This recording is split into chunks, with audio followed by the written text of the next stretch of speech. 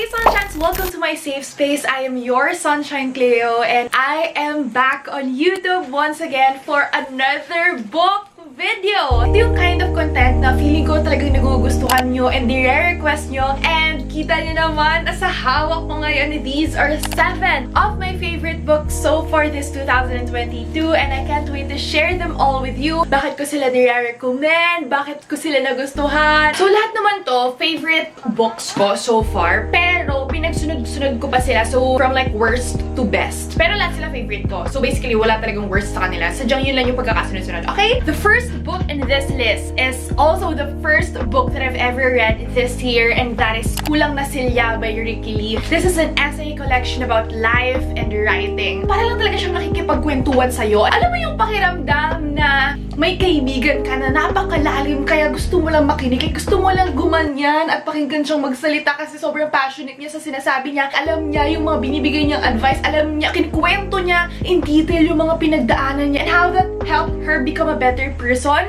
That's exactly how I felt while reading this. Para lang ako nakikipagkwentuhan sa author nito. Pero, actually, hindi lang siya plain Tagalog. It's in Taglish. So, yun lang yung medyo, ako sa book na to habang binabasa. Pero, napakaganda, napakaraming lessons about life, empathy. Dito ko rin sa libro na to natutuhan yung pagkakaroon ng bubog. Ang sabi niya dito, ang bubog daw ay isang sugat sa loob mo na kailanman ay hindi na naghihilom. Lumipas man ang panahon kapag may nabanggit na dugo o TB o kolonel ay may hanging parang sumasanggi sa dibdib ko. Pinaparamdam ulit sa akin ang sakit. Kasi kinuwento niya na yung bubog niya na yon ay yung karanasan niya noong martial law. Sa buhay natin lahat tayo may kanya-kanyang bubog.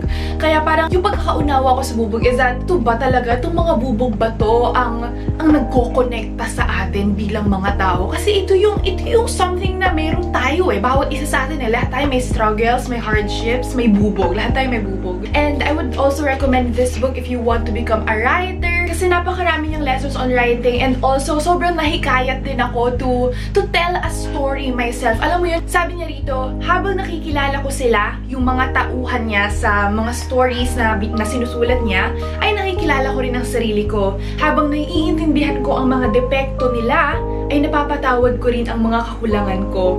First few lines and I'm already inspired to write. So many lessons jam-packed in a short book and that's what I love about books, you know? Sa isang libro na may lamang 200 pages ay nandoon yung buhay ng isang tao. I think that's beautiful, you know?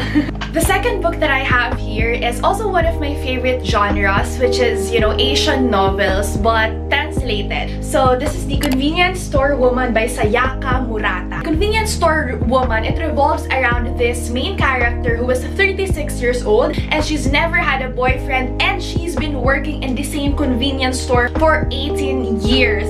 Insane, right? Why is she working in the same convenience store for 18 years? Like, bakit hindi siya lumilipat ng job? Bakit nandun pa rin siya? Does she feel stuck? But, you know what? As the story unfolds, you'll realize na iba-iba talaga ang mga tao eh, you know? Like, hindi naman porket nag-stay siya sa isang job for that long is hindi na siya fulfilled, you know? Hindi niya na nagagampanan yung, kumbaga, life purpose niya per se. It's such a nice perspective, you know? To see that kind of life being led by real people. Kasi yung author din ito, na-inspire niyang isulat ito because of her own experience. She also worked in a convenience store. Ang comment ko lang dito is hindi masyadong lumalim yung mga topics na kailangan may mas malalim pa na hugot. When they talk about poverty or feminism, parang surface level lang. Hindi malalim yung pagkakapaliwanag sa kanya. But nevertheless, I enjoyed this book. The third book in my list is actually a non-fiction. And it is this one. It is A Little Bit of Intuition by Catherine Alal. Oh my God! Alam niyo ba guys, gabi yung kwento.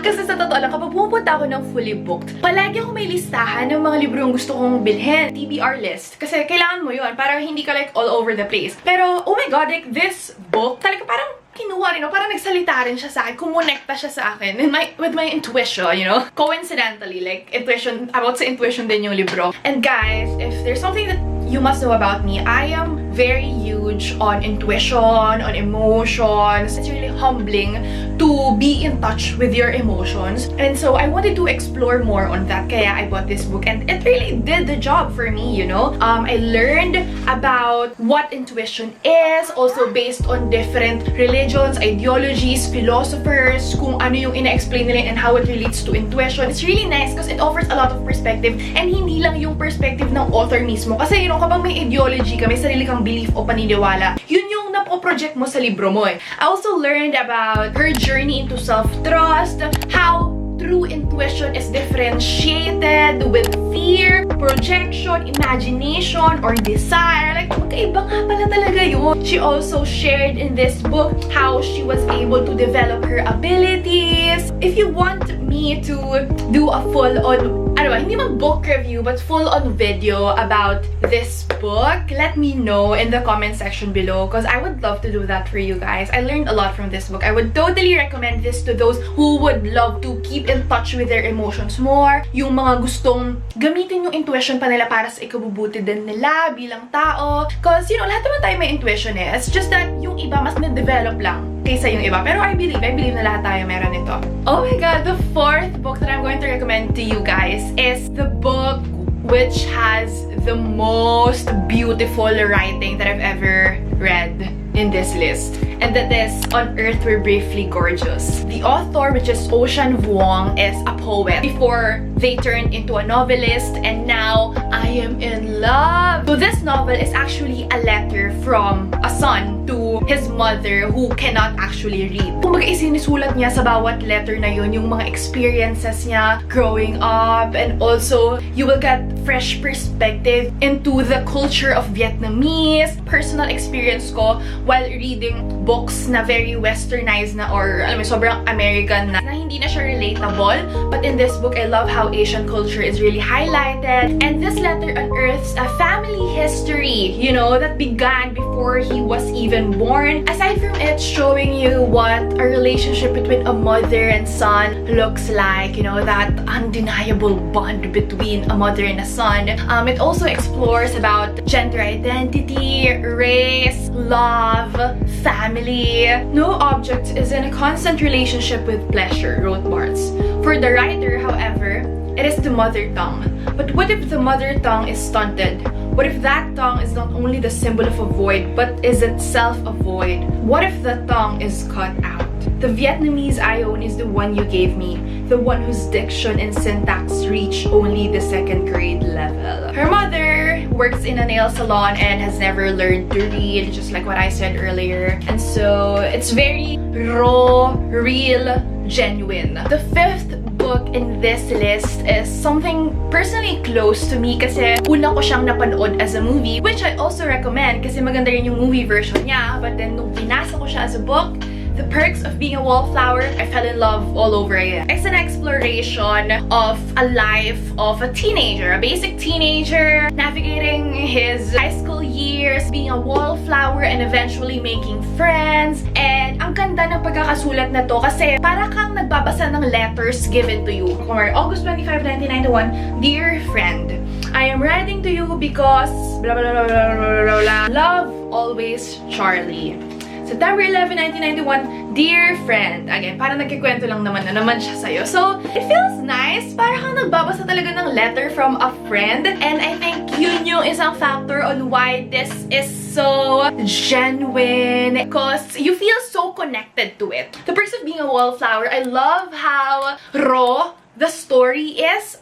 You know, yung challenges niya as a teenager, how it unfolds, how he discovers na he has this trauma from childhood. It will take you back into being a teenager. The second to the last book in this list is something na nire-recommend ko talaga sa lahat ng mga kaibigan kong babae who has the same personality and character as me, because it's so good. It is So Sad Today by Melissa Broder. This book is an acquired taste, so hindi lahat magugustuhan to, but personally, if you're like me, you'll feel very connected with this book, especially as a woman. Ikikwento niya talaga sa'yo with full, honest vulnerability, her exploration with sexuality, with death, anxiety, depression, addiction. You know, I mean, it's a kind of honesty that we all crave, if I'm being honest. Just because you have beautiful eyes doesn't mean you're deep.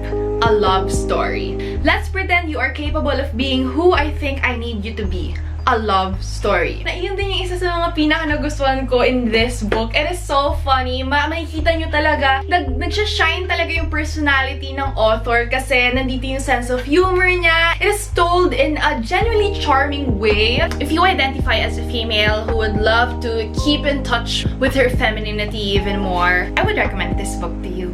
And lastly, my #1 favorite book that I've ever read so far this year, it is My Sister's Keeper by Jodi P. Colt. So, nag-revolve yung kwento nito sa isang pamilya na may fini-face na ethical dilemma, basically. Pero lahat ng kanilang point of view, lahat ng kanilang desisyon is sobrang valid. So, I feel like makaka-relate kayo in some way sa bawat character. Nagsimula yung libro na to sa point of view ni Anna. Itong si Anna, she is a product of pre-implantation genetic diagnosis. Anna was conceived as a bone marrow donor for Kate, who is diagnosed with leukemia, if I'm not mistaken. So, doon pa lang oh wow, she was conceived and may purpose na agad siya sa buhay na to, which is to become a donor para sa kapatid niya who is already dying. Grabe kasi yung thought process ko sa plot na yun. I mean, as human beings, we try so much to find our purpose. We go to the extremes to find what our life purpose is kasi that will give us our why. That will motivate us to continue living. Pero as for Anna, may purpose na siya kung ba't siya binuhay. Yung genetic diagnosis na yun talagang match na match para maging donor siya kay Kate. So, buong buhay niya, nagdodonate siya ng dugo, nagdonate niya yung bone marrow niya, and eventually, dito umikot yung libro is, pinunta niya yun sa lawyer. She sought out legal counsel for medical emancipation para magagawa niya yung desisyon na yun para sa sarili niya. Her parents wanted her